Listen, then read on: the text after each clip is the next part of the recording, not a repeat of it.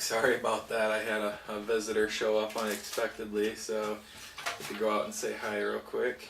And one thing that, yeah, so they include in this case this little, it's a motherboard standoff socket.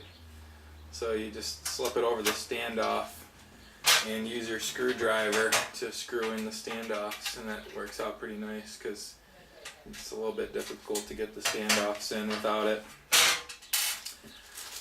So we're gonna go with, we got A, B, and we gotta get C. Let's get it started here. This is just a really good design. I can't tell you how impressed I am with this case so far. If anyone from Cooler Master watches this video, you did a great job on designing this, and I hope you keep up the good work. But we need more companies like that are just designing stuff, you know, that makes it easier for us to build our gaming machines, and it makes it, you know, easy, convenient, cool, all at the same time, you know. And I think they've really done that here. And I'm not being paid to say that, by the way. I definitely paid out of pocket for this case, and that's the other thing I'd like to mention. I paid $100 for this case. I mean, unbelievable. This case probably could have gone easily for $150, if not maybe a little bit more. You compare it to the price Corsair asks for their cases, and I think that they could have easily got more out of this, but they didn't. They're charging $150, and it says a lot about, you know, them as a company. They're not draining our pockets just because they can, and they're making a very affordable case that's really nice, and there's something to be said about that. Okay, so I have A, B, C, D, E, F, G, H, and I is what I have left, so 3 more. I'm going to go ahead and pull those 3 out. 1, 2, 3.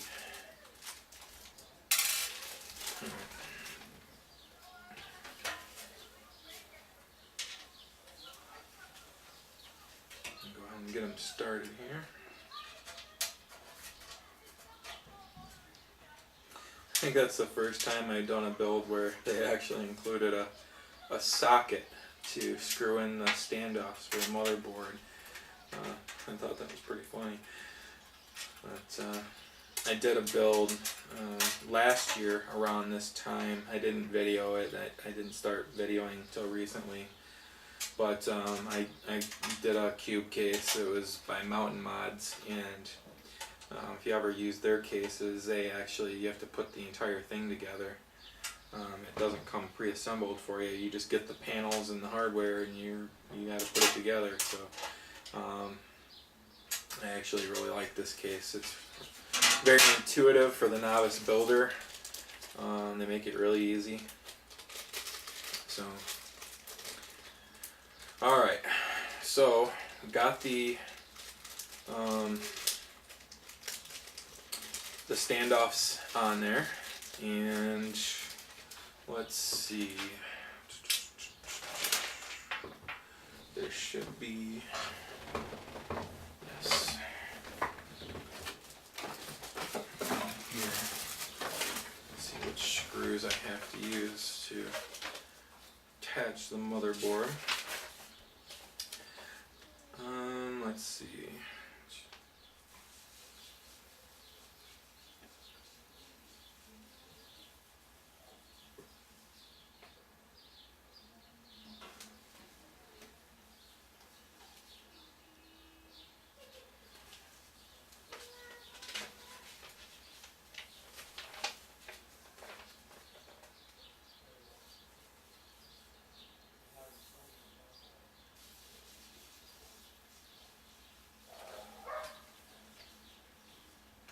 Sorry about this, guys. I'm just kind of looking to see which screws are intended for this, and I think it's these ones. Kind of see how they fit here. Yeah, I think that's it. Pull out the screws I need to attach the motherboard to the standoffs.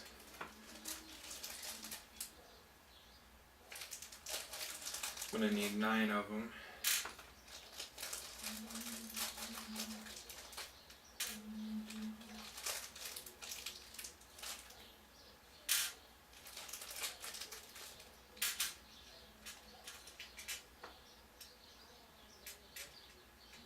I think that's it.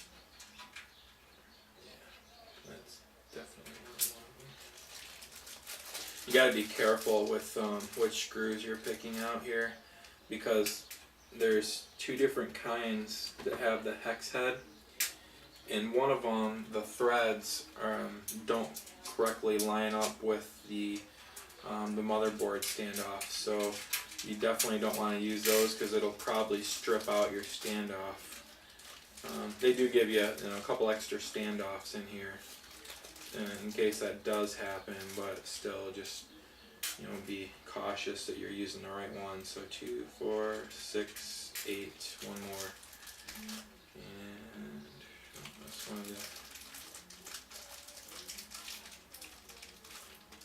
There we go. 9. Okay. So we got the standoffs in, and the other thing I'm going to look at when I'm installing this is to make sure that the cutout for installing the bracket, the mounting bracket on the for the cooling system for your processor, it's big enough to install. Basically, the cutout needs to be big enough to install that backside bracket without having to detach the motherboard. So I'm gonna set it on here and attach it down with a couple of screws real quick, and just make sure that there's enough clearance there to install the standoff. Once I get it installed on this tray, I'm going to show you what it looks like. It's like this. Yeah, okay. So, you basically just need to line it up with the right holes.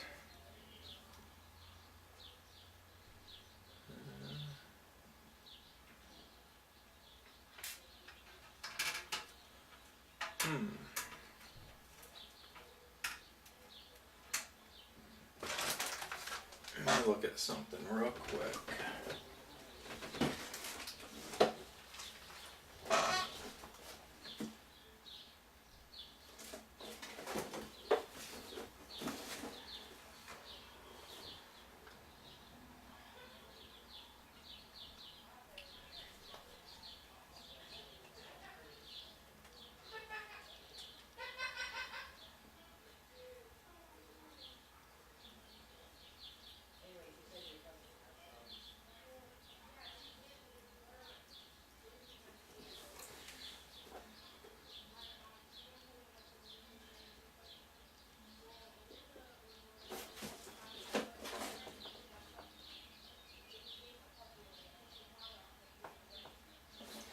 Pretty sure this is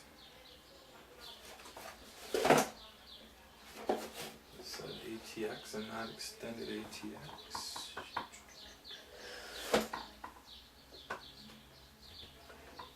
Oh, that's why. Sorry about that. I was looking at the wrong. Even a seasoned veteran like me makes a little bit of mistakes here and there. I was looking at the grid for the micro ATX when I should have been looking at the grid for the ATX. That was just an accident on my part. So let's see, instead of G, I need J. just a quick swap will do it. I was like getting nervous there. I was like, did I do a noob mistake and not pick out a an ATX motherboard and accidentally do an extended ATX? But hey, we can't all be perfect. Okay. So basically, I'm just moving these middle two here down to the bottom. So I'm in the right, so I have the standoffs in the right place. And one more. I actually just, so what I did was I put them in the spot that was needed for the micro ATX board if I were using a micro ATX instead. So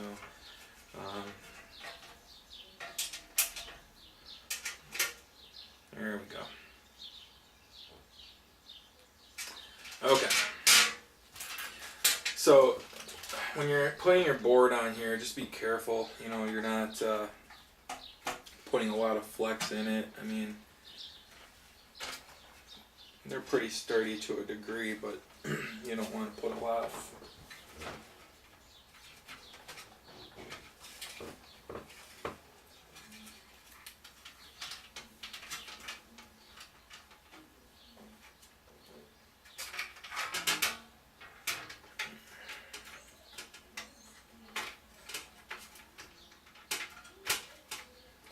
Sometimes it could be a little bit difficult to line these up right. Okay, I think I got it. So the two that they give you they're pre-installed, they have like this little lip on them to help you line it up correctly. But even then it can be a little bit of a pain. Alright, so I have them lined up now. I'm just going to pop my screws in.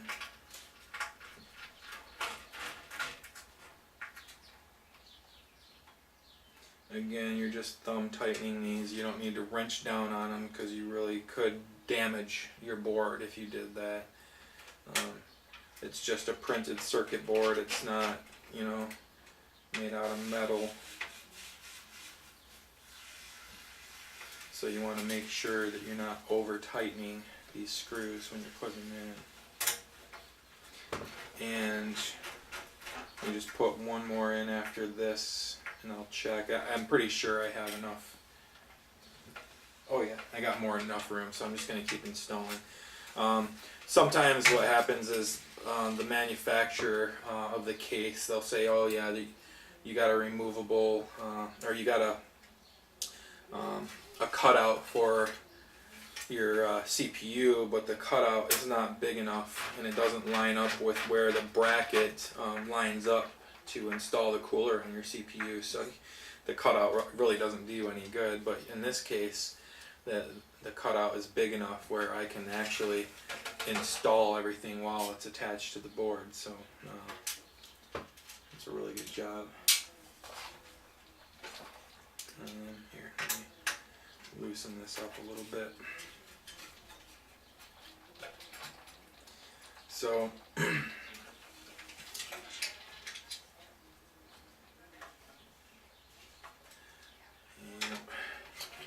it's kind of tricky to get these lined up correctly on the lip of the standoff, the pre-installed standoff. Like I said, there's like this little raised lip that kind of sits in the hole. So I guess what I'm saying is try to get those sitting in correctly before you go throwing a bunch of different screws in there. There we go. Okay. So now it's sitting down on those. You probably heard it snap into place. So I'm good to go ahead and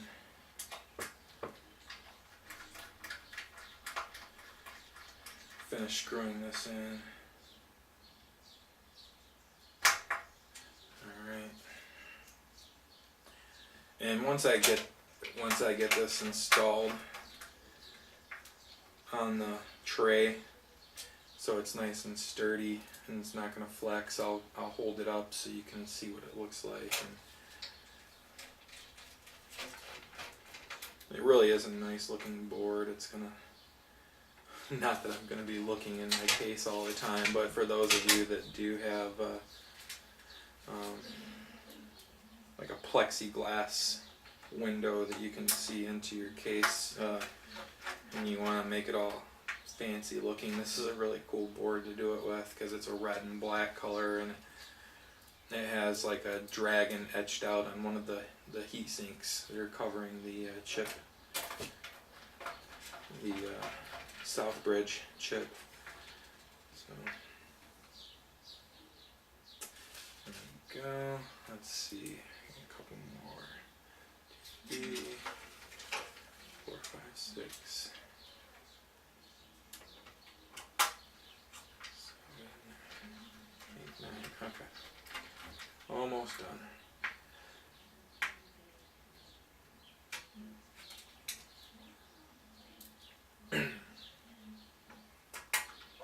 And this is the last one right here.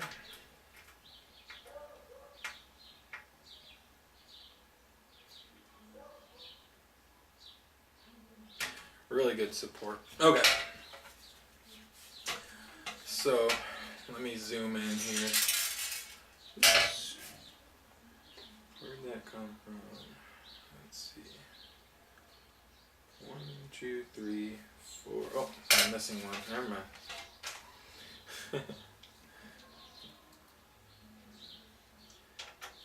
Trying to get this done in a decent amount of time so I can throw some meat on the grill and feed the family. Okay. So we got 1, 2, 3, 4, 5, 6, 7, 8, 9 screws in total. And let me zoom in here so you can see, get a decent idea what the board looks like. And again, you can go on to Newegg or even MSI's site and you get a better view of the board. But it's a really nice looking board.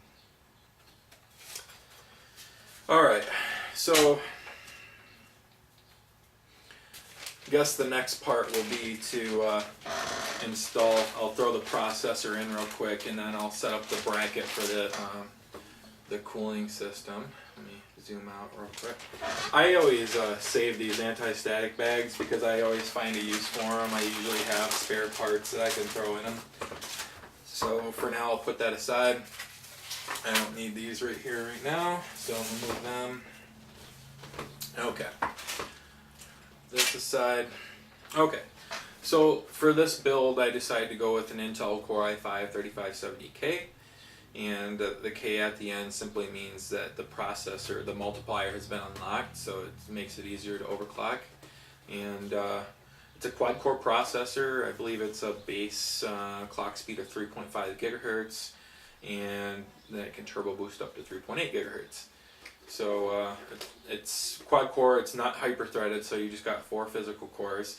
If you step up to the 3770K, I think it is, the Core i7, it is hyper-threaded, so you're looking at 4 physical cores, 4 virtual cores, for a total of 8 cores.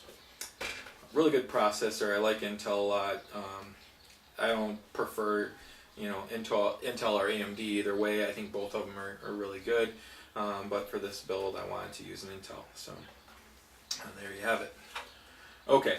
So on the motherboard, on pretty much all motherboards, there's like a little plastic space or I don't know, filler that covers up the socket that your processor sits in. So let me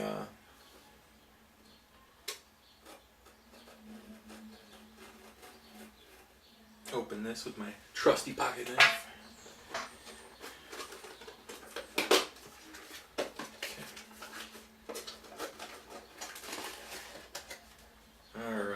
So we got the little product book here. It has on the back side a sticker that you can put on the outside of your case, kind of telling everybody, hey, I'm rocking a Intel Core i5 processor, and this means I'm running a really fast machine. So, okay, get this out here. It comes with a heat sink and fan, just a factory heat sink and fan. I don't ever use those. They don't provide adequate cooling for the rigors that I put my machines through. So, you know, if you're not, oh, sorry about that. Let me pause. I got a phone call coming.